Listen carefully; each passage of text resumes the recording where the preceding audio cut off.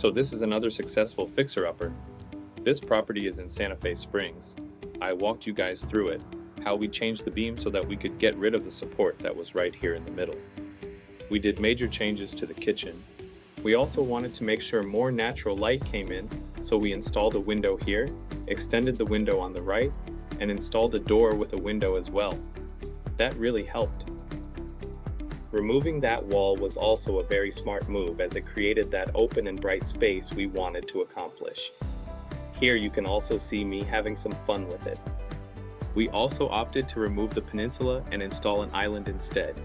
We installed those great looking panels, and although more expensive, we had to have the waterfall on both sides on the island. Now going into the bedrooms. We did not change much in any of the bedrooms other than expanding one closet to maximize the space we had.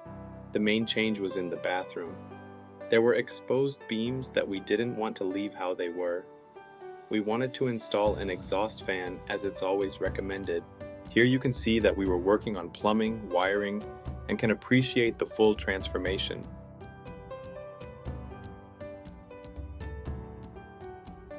As I explained throughout the project, we were able to sell this home off-market.